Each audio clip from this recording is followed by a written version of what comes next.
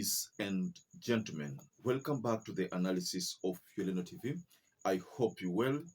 From wherever you're watching this channel, Moses Kuria has been sending mixed signals which people have interpreted to mean that Moses Kuria could be on his way out.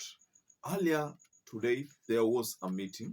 Remember that meeting where RUTO had actually invited Raila Amolo Odinga and other leaders. So in that meeting, ladies and gentlemen, Kuria was seen busy ignoring the session. They were rated as very dangerous people. Now what is happening is that when President William Ruto was giving his speech, Moses Kuria was busy scrolling his TikTok account, trying to look for videos there, a sign that many people have interpreted as a way of ignoring the statements that were coming from the president. Now, there are people who have said this is embarrassing to Moses Kuria, but there are people who have received that move differently. So in this analysis, ladies and gentlemen, I wanted to react below in the comment section and tell me what do you think this move means? Kuria is an advisor to the William Ruto government.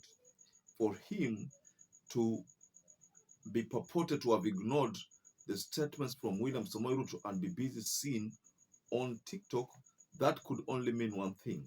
Maybe Ruto and Moses Kuria are not at par kama kitambo.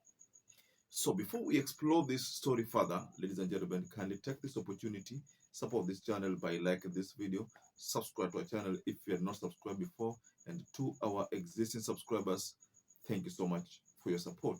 Now, I'd like you to go through this video and see what Moses Kuria was doing when Ruto was busy giving his speech on the developments and on the promises which he made are the ones that he has achieved and the ones that he wants to achieve before 2027. So this is what happened. Transact. They couldn't do much because they were rated as very dangerous people. We worked with the MNOs and we managed to get these Kenyans out of the net. And the reason why these Kenyans were all in CRBs was because they were paying interest rates of up to 300%. Now, very well, ladies and gentlemen, there are people who've reacted to that behavior.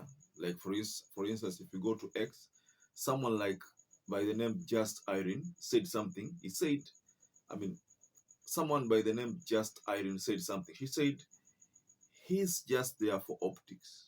Sana Mheshimiwa Makamu wa Rais, dada yangu Betty na watu wa Kigumo, murega rĩngĩ, Ngai nĩ mwega na hĩndĩ ciothe tũgete thĩinĩ cia rĩrĩ-inĩ.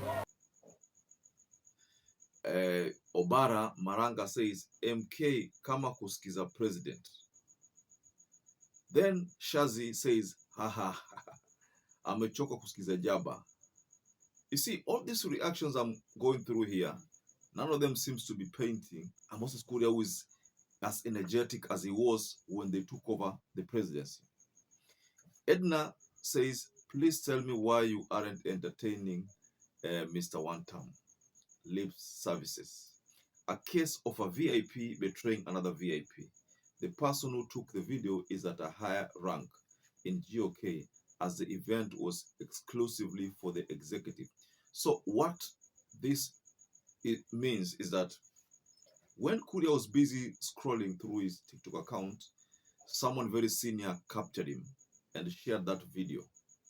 Now, that's why people are beginning to say that it could be possible that most of the people who attended that event were less of interested in the in the whole session, ama we can say walikuwa wamekaa mpaka wamesikiza mambo mengi mpaka wameboeka. You see, you could attribute that move to so many possibilities, so many scenarios. A scenario like mtu amechoka, ataka kusikiza hizo story tena. A scenario like someone not believing what the president was trying to say. We all know and agree that Mount Kenya slipped away from William Ruto. It's not something that we can lie about anymore. That is a fact. Now, because that is a fact, Kuria was one of the people whom William Ruto retained to help him win back even a chunk of Mount Kenya. Now, because that is not happening, most likely the relationship in State House between the two is not as rosy as it was back then. See, wakati ule alikuwa Ruto would defend Moses Kuria, would defend these other leaders. Lakini siku hizi ni kama hiyo defense he hardly does that. So we can say that it could be that there is some trouble in the State House because the likes of Moses Kuria have not been able to contain the pressure from Rigathi Gachagua. They were the ones who Ruto wanted to use to be able to capture back the attention of the mountain. Same to Kithure Kindiki, the prof, who is the deputy president of the Republic of Kenya.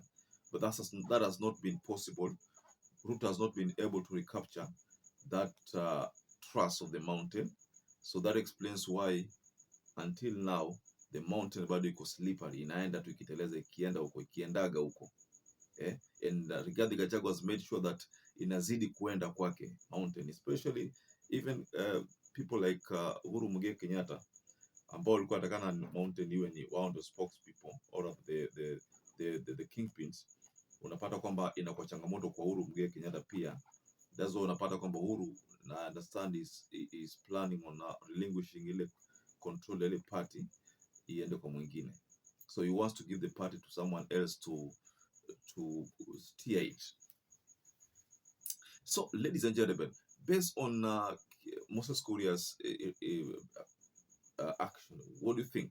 What can you say about what Moses Kuria was subjecting himself to when Ruto was busy giving out a speech? Je, Moses Kuria alikuwa anataka kusikiza? Je, Moses Kuria alikuwa amechoka? Na je, ile session ilikuwa inamboesha? What do you think? Ama je, Moses Kuria tayari ni kama shajitoa? Reviewed the status of the resolutions of the second retreat. It noted most of the resolutions of that retreat had been implemented or are on track, but there are others which are off track and have not been implemented. It's taking place at a particularly opportune moment. It is the first since the ODM and UDA signed an MOU. So perhaps if you're watching this video and you've not subscribed, take 1 second and subscribe, like this video. Until you catch up again, stay safe and stay blessed.